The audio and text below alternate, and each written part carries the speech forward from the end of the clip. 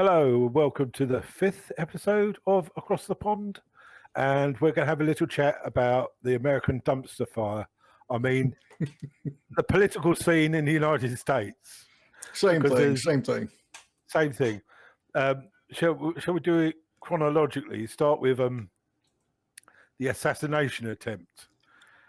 Now, I'm hearing a couple of things about this. A guy who's usually quite reliable on peak prosperity, Dr. Tomlinson, I think it was, or something.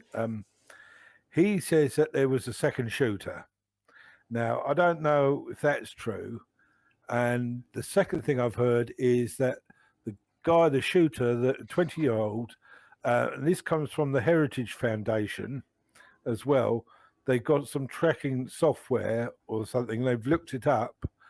And the guy, Crook, I think his name was, he had 7 phone calls to his residence and him, and to a building next to an FBI building in Washington, D.C. So they're saying that looks very incriminating, whether this must be organized official assassination attempt. Yeah, I haven't... Oh, sorry, go ahead.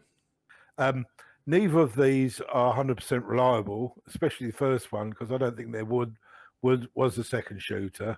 But obviously, that's not evidence of FBI involvement, but it all looks very fishy. Oh, and I don't know if you've heard that the head of the Secret Service, she's actually resigned now.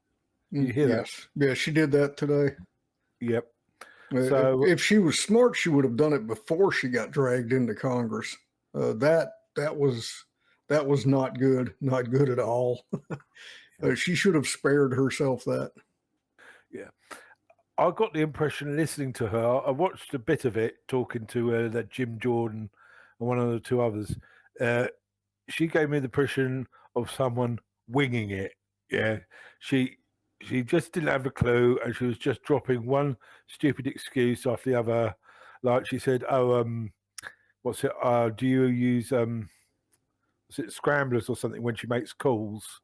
And she said yes, and he said, "Well, that's actually illegal." So it's not a thing like Tor. Not scrambling. Well, I mean, they all try to dissemble and say, well, I can't comment on an ongoing investigation, or that's privileged information. We can talk about it in a closed session later if you want to. All of them from any of these agencies that get called to Congress rely really heavily on answers like that. But because she's so inexperienced, I think she tried to go that route, and they just walked all over her because she didn't really know a lot about how to handle herself in that kind of situation. Which, okay, then maybe she shouldn't have been the head of the Secret Service to begin with. So I guess it all worked out. Yeah. The only other thing I want to mention is that iconic picture of Trump punching the air with the woman's security wrapped around his waist, so to speak, and the American flag in the background. That is one hell of an iconic picture. I thought, I was thinking of the one on Iwo Jima, where the Americans raising the flag in the battle for Iwo Jima in World War II. I mean, it's so iconic, and it didn't really surprise me that the BBC didn't show that picture at all. I don't know the rest of the left-wing media. I haven't looked, but bloody hell, even Mark Zuckerberg said that sort of blew him away. And he's got the emotions of a dead fish, and so that's quite saying something. But yeah, I mean, it surprised me, but in a way, it didn't surprise me that the BBC website hadn't put that picture up. But I reckon some media will, and eventually it will. But yeah, all these lies that they're telling now about Trump and everything else, I think the truth will come out once he's gone in 4 years or whenever. But it'll be their death knell, won't it? because they're going to have to say to people who trusted them, quite often political fellow travelers, that they thought it necessary to lie continuously to their readers. Well, that's something else, isn't it? Yeah. Before we move on too far, about the rumors on the shooter, I haven't heard anything at all about the phone calls. I think I did see one or two mentions of the possibility that there was a second shooter, but it was, as far as I could tell, it was just speculation, and nobody had followed up on it that I know of yet. I seriously doubt it. It may be that somebody's relying on acoustic evidence, and it might be an echo or something. But yeah, I haven't seen any kind of verification or any kind of reliable information that there was a second shooter. And like I said, I haven't heard anything about these phone calls, so I don't know what to say about that. But the picture of Trump. Yeah, I mean, that it was immediately here in the States. It was all over social media. They were actually showing it on the corporate media news, quote unquote, news channels that you generally associate with the DNC. They were even showing it there. So there was no way to to hide it. There was a lot of rumors or gossip, whatever you want to call it, that it seemed staged because they stopped long enough to let him pose for that picture, and there's no way they could have just accidentally got it with the flag in the background and everything. So they're trying to say that they actually set it up. Trump he let himself get shot in the ear just so he could take that picture or something. I don't know. It's fucking ridiculous. It's stupid. It's ridiculous. And but there you go. The partisans will go down the weirdest rabbit holes. Yeah. Trump said there that the security services wanted to stretcher him out of the ground, but he wouldn't have any of it, which is fair enough. Because if you're bleeding, the way to stem bleeding is to put that part high in the air. If you and apply pressure, yeah. So, yeah, it's a stupid idea. Well, yeah, I mean, apparently they're not really Secret Service agents. Some of them, they were seconded from a local office or something. Well, I think everybody that was surrounding him, everybody that piled on and around him, as far as I know, those were all Secret Service. The other agencies that were contributing manpower and things, they were like perimeter duty and things like that. Makes sense. Of course, obviously, maybe they could have done a better job too, but yeah, it started with the Secret Service. They damn well should have known that rooftop the kid used was a danger, and there never should have been any possibility that somebody could climb up on the roof like that. That was ineptitude at a level that begs or beggars coincidence. Yeah, I agree with you. Yeah, I've got nothing to add. I'm just gobsmacked when I just see the photos of it. It's like setting him up for it. Talking of shall we move on to the Kamala coup, as they're calling it, or the Democrats protecting our democracy or their democracy? The things that I've said that again, some rumors. Obviously, Biden was sort of crowbarred out of the scene, and they don't know where he is now because he hasn't appeared for 5 days. And they've obviously anointed Kamala as the diversity hire to put up against Trump. Now, you have to say in a minute, the way I think of it, in a way, if it's a fair election, then Kamala's likely to lose. So I mean, I thought it would be someone like her or Pete Buttigieg, sort of mediocre nobodies who they can not one of the big hitters like Newsom or anyone like that. But if they do win the election, that they've got someone who's like Biden who'll be a puppet, because upstairs, I mean, she might be a good clerk and doing this. She doesn't appear to have joined up thinking, if you know what I mean. I saw Trump mention that she talks in rhymes. You know, would he say the car went down the road, then the car came back again? That's sort of in a way like saying she doesn't have joined up thinking. She can't follow an idea through. She might be a good lawyer because she's reading about cases and she can put bits together like that, but that's not sort of joined up thinking. If you don't understand, I think she tries too hard to sound clever and ends up sounding like an idiot. Like what was that about time? The something of time. It's not consequence, but it's something like that. It's like the consequence of time is that time is consequential. Yeah, it's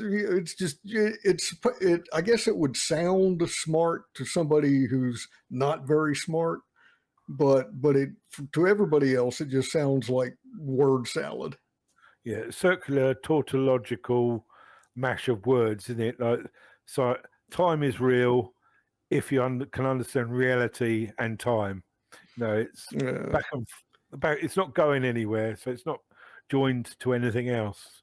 And to make it worse, she seems to overuse them in all kinds of speeches and situations.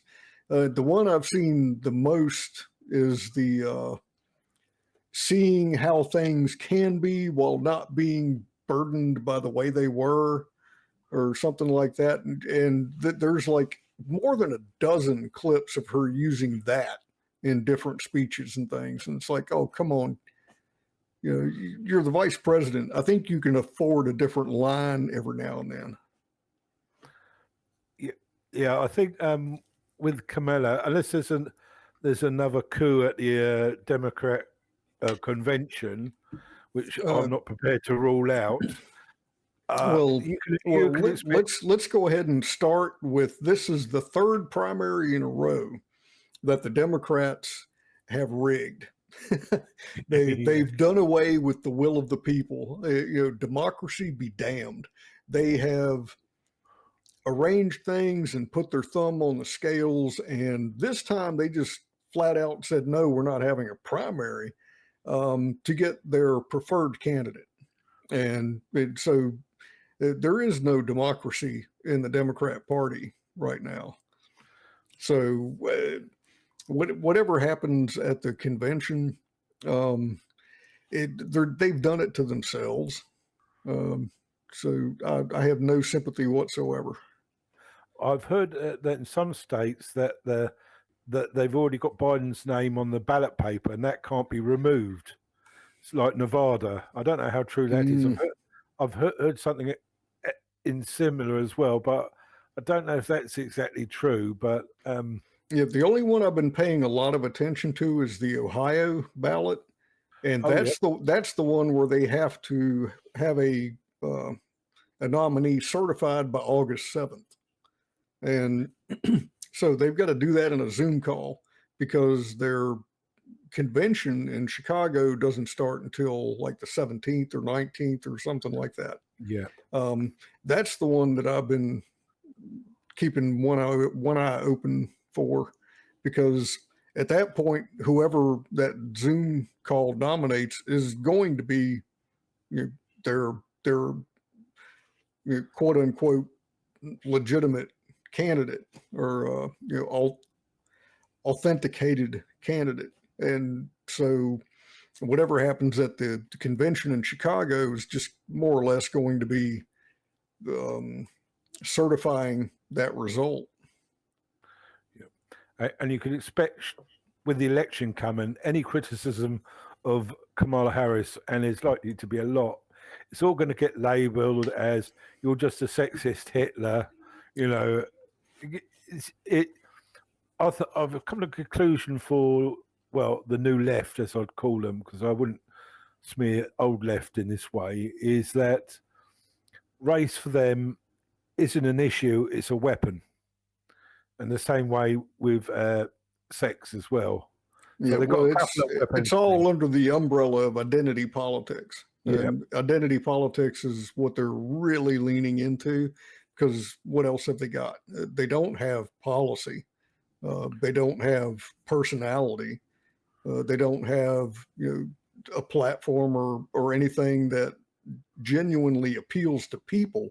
So all they can do is say, well, at least we're better than the other guys. And hey, look, we checked all these boxes, and that's all they've got. Yeah, all the things we've spoken about so far, including the assassination attempt on Trump, on removal of Biden, and the anointment of Kamala, these are all power play. It's all about power. It's not about ideas or anything. I mean, I don't know. I couldn't state any clear policies where Kamala differs from Biden. They obviously, and whenever Trump comes up, they quickly try to flip from issues to the individual, so to speak. And they'll do the same with Kamala, again, identity politics, as you say. But it's also a habit of them, if they don't want to discuss the issues, they'll go ad hominem on their person. In this case, Trump. All right, he's provided them with a lot of ammo. And I think if there's a debate coming with Trump and Kamala Harris, you're going to see a very different Donald Trump than before. Oh, I hope so. Yeah, because I don't know if you saw the Republican convention, but they showed Donald Trump. I saw quite a bit of it. I didn't see the whole thing. He looked a different person. And when he went up to shake hands with Trump Jr., the look in his eyes, like, you were one nod away from being in the grave. You could see that in the face of the father and the son there. That was sort of like, whoa. Yeah, so I think going forward. And that was just a charged moment all the way around. I mean, there was the near-death experience, and then there was, okay, this is the moment. If we nail this moment, we've got it in the bag.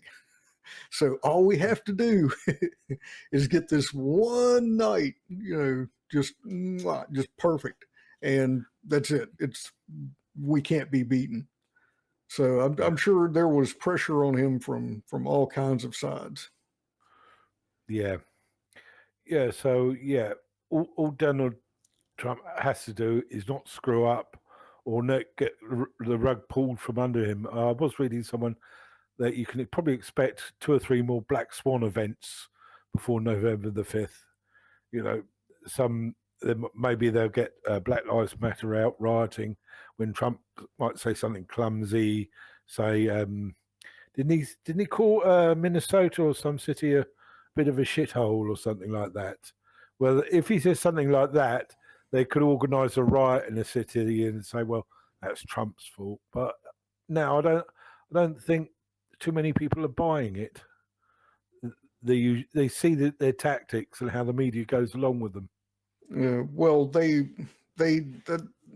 like they usually do. They find a tactic, like taking something that he said out of context, and it kind of works the first time they do it. So they use it on everything he says. Oh, he's going to be a dictator, but they leave out all the context of what he was saying about that.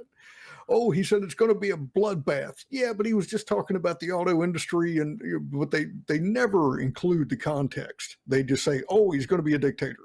Oh, it's going to be a bloodbath. And yeah, like you said, people have they've overused it. People have gotten wise to that now. They know what they're doing. It's obvious that they're only taking a word or a phrase out of context and then trying to say that it's something that it isn't. So it doesn't work anymore. It lost its mojo. I agree. The same with identity politics. I think there's a tiring of it. I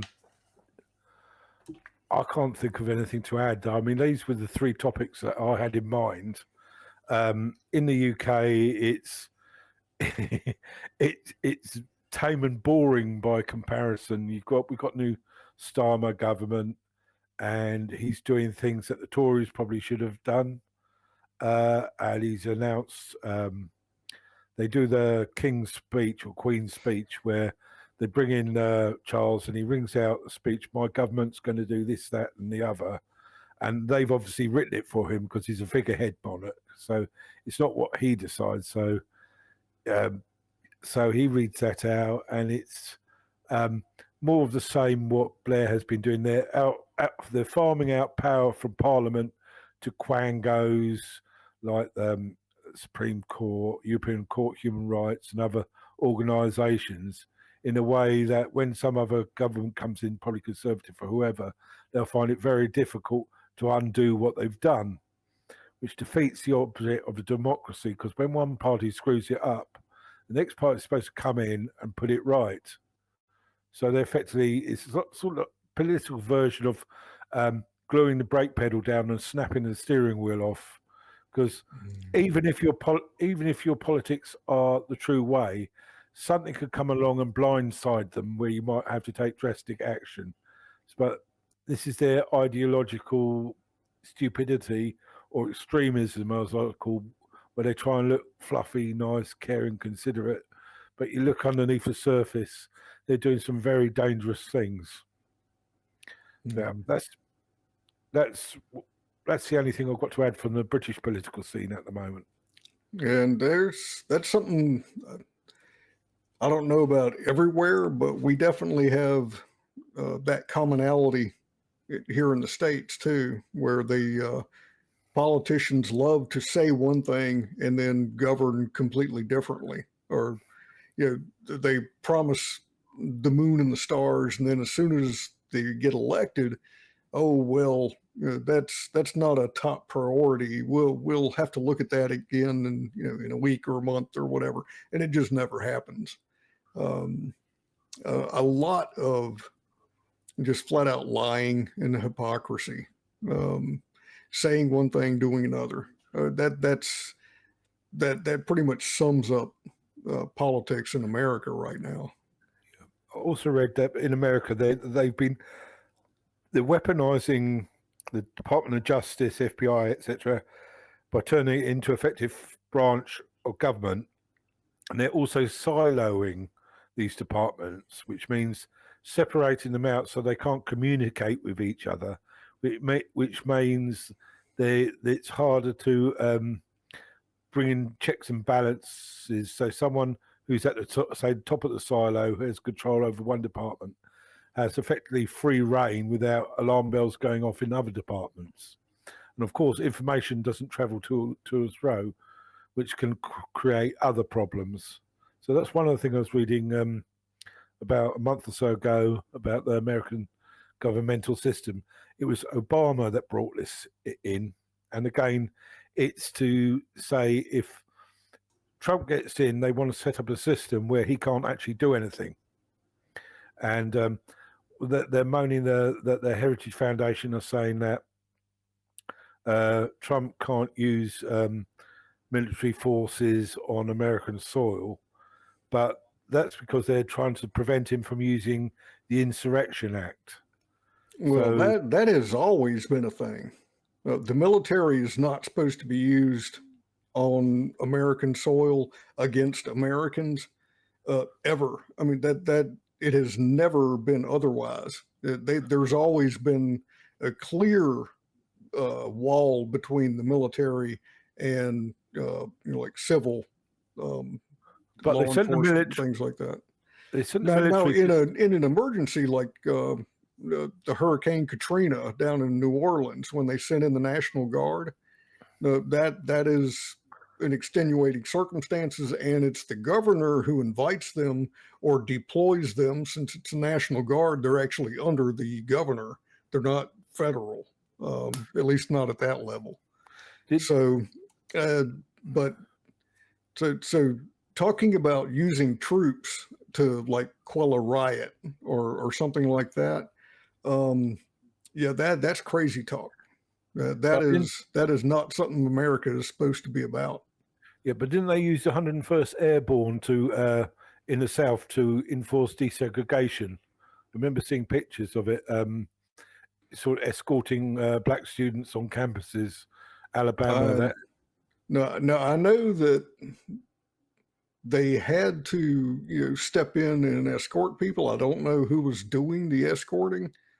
But then again, that may have been like the National Guard or something, where the governor of the state requested them to, in this emergency circumstance, to come in and do this thing. It wasn't like federal troops. I don't think. I've never heard of it being like 101st Airborne or something. But I don't know. I'd have to look into that. Yeah, we'll bring that up in the next one, can't we? Yeah, because I could look at, and there's also the shootings at Kent State. That was that the National Guard? Kent State. Yeah, I'm pretty sure it was. Anytime you see troops deployed at like a riot or the aftermath of a natural disaster or something like that, that's the National Guard. And they're actually, every state has their own division of the National Guard, and the governor deploys them in emergencies. It's not like a top down from the White House kind of thing. That would be more like, say, FEMA or something like that. Right. But doesn't the Insurrection Act, didn't they amend that with the Patriot Act so that that the federal government can deploy soldiers in a emergency, which could be things like, even though it wasn't used, Black Lives Matter, burning down cities, killing about 30 or more people. That's the sort of thing I heard. As far as I know, the only way that like the president can send federal troops like Army, Air Force, Marines, whoever, the only way that could happen is if they declare martial law. We're no longer, a democracy. We're under martial law, and that's a completely different animal. I mean, Yeah. that's not just, I think I'll send some troops over here just because. That is, okay, the country is now on lockdown. We're basically a military junta, and it's a completely different game at that point. Yep. Okay. But one other thing, you might want to keep an eye out on this side of the pond. I believe it's tomorrow. Netanyahu is going to be addressing a joint session of Congress, and there are some protests that have been planned for some time now. I know Code Pink, and I'm not sure who else is going to be in on it, but yeah, you can expect some Trouble. what's a good word for it? I don't know if trouble is the word for it, but yeah, there's going to be some excitement. There's going to be some drama. That's for sure. So I don't know where or how much or what's going to happen, but yeah, it's going to be something to keep an eye on. Yeah, I look forward to that. So, shall we wind it up now? Could do. Yeah, So, I think. bye, everybody. Yeah, bye. See you again next time.